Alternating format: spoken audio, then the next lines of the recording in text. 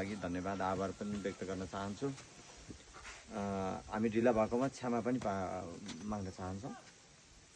यहाँले हामीले यो यात्राहरू जनसंवादको क्रममा छलफल गर्दै आउँदा केही नयाँ विषयहरू पनि आज सुन्न पाएँ सरहरूबाट हैन।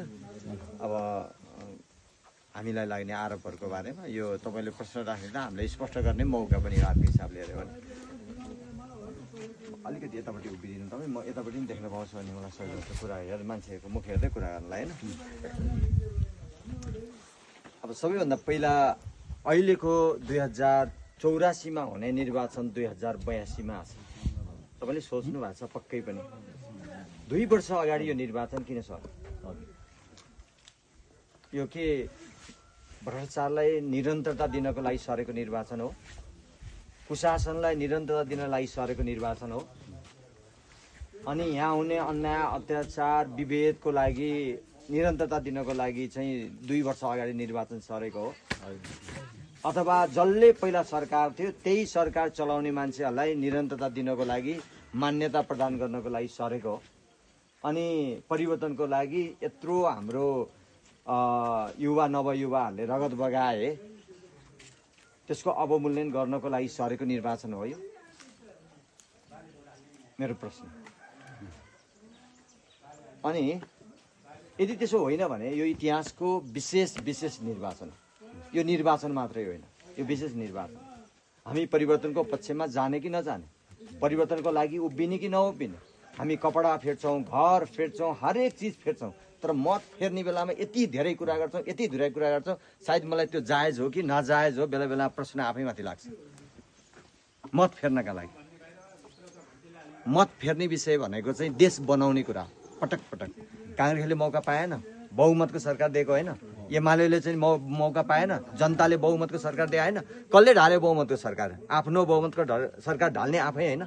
अनि फेरि जनतालाई अरूलाई गाली गर्ने फेरि त्यो अब जस हामीले गल्ती गऱ्यौँ भनेर स्वीकारेर रूपान्तरण हुने कि अथवा अरूलाई गाली गर्ने? माओवादीले 2064मा त्यत्रो सिट लिएर होइन ल्यायो त सबैलाई मौका दियो त जनताले न्याय नै गरेछ नि। तर अन्याय कसले गरेछ? सरकार चलाउनेहरूले गरे। अनि पटक पटक इतिहासमा त्यस कारणले यो पटक त्यही अन्यायलाई निरन्तरता दिने कि यो अन्याय तोड्ने, यो विषय सबैभन्दा प्रमुख। त्यस कारणले मैले सोधेको प्रश्नको आन्सर यहाँले खोज्नु भयो भने हजुरहरूले सोधेको धेरै प्रश्नको उत्तर यही भित्र छ। एउटा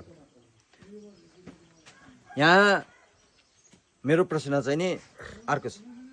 एउटा नेपाली काङ्ग्रेस त्यति ठुलो दल, एमाले त्यति ठुलो दल, 2वटा ठुलो दल जुन प्रजातान्त्रिक व्यवस्थामा एउटा जहिले पनि ठुलो दल विपक्षमा बस्नुपर्छ।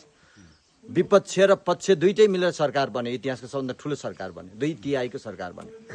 उहाँहरूले सहमति गर्नुभयो आफ्नो एजेन्डा संशोधन, संविधान संशोधन गर्ने सम्बन्धको। तर हेर्नुहोस् कति कमजोर रहेछ। 36 घण्टामा त आखिरीमा युवा नवयुवाले सरकारै ढाल्दियो, भाग्नुपर्ने अवस्था कसले सिर्जना गर्यो? कसैले त गर्यो नि। यो आरोप त अरूलाई लाएर भएन नि त, यो त आफैले स्वीकार्नु पर्यो नि। यो कमजोरी त्यसैले हो नि। मैले गाली गरेको होइन, प्रवृत्तिलाई त भन्नु पर्यो नि। मलाई पार्टीलाई भन्नु छैन। यो पार्टी हरेक पार्टीभित्र असाध्यै असल मान्छेहरू छन्, साह्रै राम्रो मान्छेहरू छन्, कुर्बानी गर्ने मान्छेहरू छन्, देशको लागि मर्ने मान्छेहरू छन्, परिवार बिगार्ने मान्छेहरू छन्, आफ्नो लागि देशको लागि आफ्नो परिवार छोडेर त्यागेर हिँड्ने मान्छेहरू तपाईँकै गाउँबाट पनि छन् होला। तर तिनका लागि अवसर खै? तिनले आफ्नो ठाउँमा पुग्न पाएको खै? नीति निर्माणमा पुगेको खै? पाएको छैन नि त, तलै पिँधमै छन् नि। तर को गए? जो मान्छे गए